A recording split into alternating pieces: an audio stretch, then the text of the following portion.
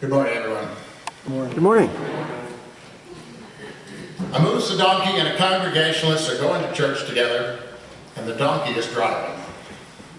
Moose decides that he would like to get a latte on the way to church. But the donkey, set in her ways, protests. "Lattes are too expensive," she brays, "and we'll be late to church." Frustrated, Moose turns to the Congregationalist sitting in the back seat. "How about you? Would you like to get a latte on the way to church?" The Congregationalist thought to herself, "Here we go again. We have this argument every week. Why can't we just get along?" But she said, "Sure, let's get some coffee." And the donkey even louder protests, "You too? No, we'll be late for church." The moose, now exasperated, shouts, "Stop the car! The coffee shop is right here! I'll walk to church." So the donkey slams on the brakes and hee-haws loudly until the moose leaves the car and then speeds away. The Congregationalist, now very agitated, says to the donkey, "Why did you do that? We're supposed to love one another like we love ourselves. We could have gotten some coffee with the moose." And donkey replied, "All moose are alike. They wear those funny antlers and swing their heads around and demand that they get their own way on everything." The Congregationalist persists. "We need to go back and get moose." Donkey sighs and finally says, "All right already, we'll go back." So the donkey turns around, they find moose, and everybody gets a coffee. They finally arrive at church a few minutes late. Not bad by Congregational standards. And as they enter the sanctuary, the Congregationalist puts her arms around her friends, donkey and moose. Beaming, she says, "I'm so glad you're my friends." Moose looks back and says, "Me too," and then turns to the donkey, chuckling, "Thanks a latte, I owe you one." The donkey harumphs and thinks to herself, "I hope he doesn't spill his stupid coffee on the carpet." Sorry. Yes, please make sure your cell phones are on silent.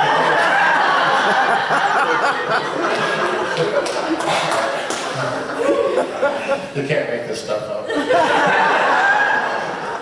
Who says you're new? Pray with me for a minute, will you? Mike? God, your words reach out to us from across the ages. Help us listen and understand and grow. Amen. Amen. I didn't hang up on the Lord. I hung up on CVS Pharmacy. Apparently one of my prescriptions requires refilling.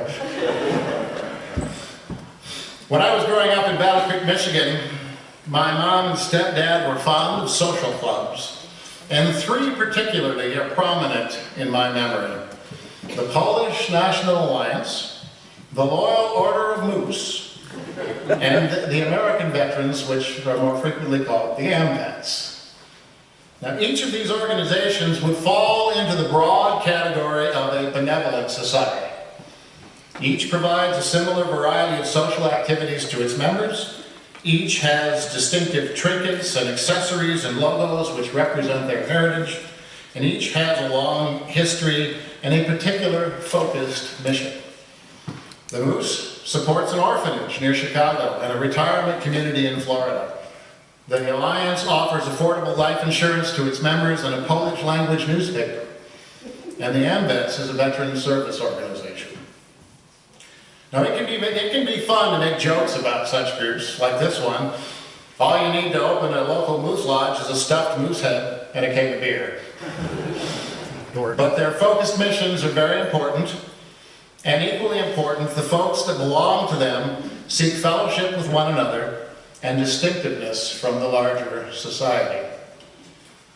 Now, if you take away the stuffed moose heads and the Polish flags and the funny hats and the beer, these groups and their lodges, their polity, and their iconography can begin to look a lot like a church. In our Sing New Songs meeting last month, we were contemplating what the mission of the church is. The conversation was framed around a comparison of the church to benevolent organizations like the Loyal Order of Moose. And the question was, what do we have that they don't? We and they have meetings. We and they support the charitable work of ourselves and outside agencies. We and they have fundraisers, communal meals, and social events. We and they even have devotional rituals. We and they have distinctive iconography. Interestingly, the United Church of Christ and the Loyal Order of Moose even both have about the same national membership numbers. So what do we have that they don't? Well, I'll get back to that in a few minutes. It's an important question. So life is modulated by an unending series of influences. We monitor the weather and then decide whether we're going to pull weeds or shop for clothes. The threat of future disease motivates us to exercise more or eat fewer cupcakes. An amazing idea or speech or sermon can change the course of our lives. In that scripture from the book of Numbers in the Old Testament that Jerry read, Balaam, a non-Israelite prophet of some renown, was called upon by King Balak to call down a curse on the throng of Israelites that were then journeying and fighting their way from Egypt to the Promised Land. Balak, feeling threatened by the large number of people that he knew had battled in the neighboring kingdom, sent emissaries to Balaam to escort him to meet with the king with a promise of treasure for doing what he asked. God told Balaam to not curse these people, but enticed by the riches, the next morning he mounted his donkey and began to leave the city to meet Balak. Just then, an angel that only the donkey could see stood in the path to prevent Balaam from completing his mission. 3 times Balaam proceeded, and 3 times the donkey resisted and was beaten for it. Finally, in one of the only 2 talking animal conversations in the entire Bible, the other one being the serpent in the garden, well, I really don't know what the chicken's about, but he's up here too. In one of the only 2 talking animal conversations in the Bible, the donkey asks what she did to deserve the beating. And Balaam's answer, "You embarrassed me. If I had a sword, I'd kill you." At that moment, the angel appeared to Balaam and said, "Why are you beating your donkey? If she had not turned away, I'd have killed you already." In this case, the stubborn donkey was the wise actor. Balaam recognized in that moment that he had permitted his greed to overcome his morality, and he changed his ways. Now in that scripture from 2 Peter, the first one we read, the author uses this story of Balaam and his donkey, to decry the choices that are offered by what he calls false teachers. That is, people and events that seek to influence us to support their own needs and desires and pull us away from a moral path. Peter says of these false prophets, they promise freedom, but they themselves are not free, for people are slaves of anything that control them. So as a social species, we are faced with 3 needs. 1, to be distinct individuals, surviving and happy, each of us different from one another. 2nd, to belong to a tribe, which offers us comfort and security against danger. And the 3rd is to be moral, which mediates the tension between our individual needs and our tribal needs, our community needs.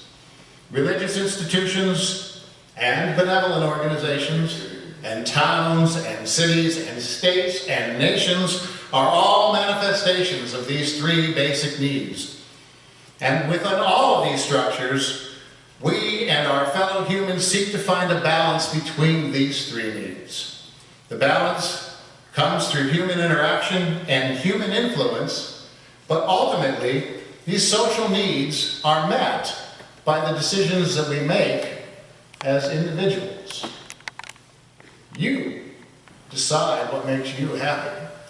You decide where you will live and with whom you will associate. You decide what moral code you will choose to follow. The challenge to ponder then today is how to make those best choices. Making good decisions, making the right decisions, is influenced by the events, encounters, and learnings that we ourselves choose to be guided by. Here, in this place, we come to encounter God and to be influenced and influence each other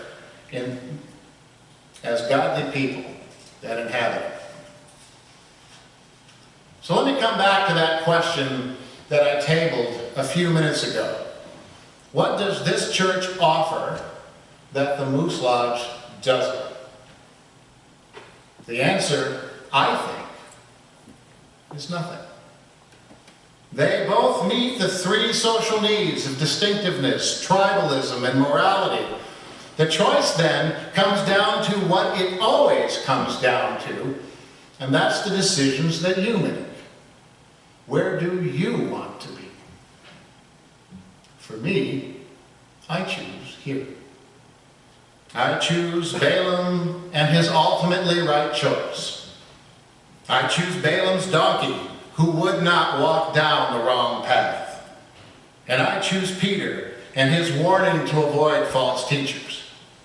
And I choose Peter's rabbi, Jesus Christ, whose life and lesson has changed my life. And I choose God. And I choose you. This is our place, where we come to love and learn and serve.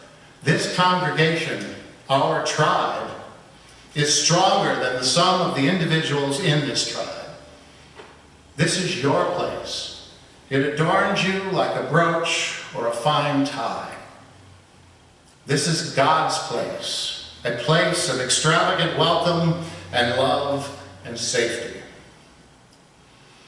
We'll probably never have a stuffed moose head on the wall in this place, but I think we're still pretty cool. May it always be so.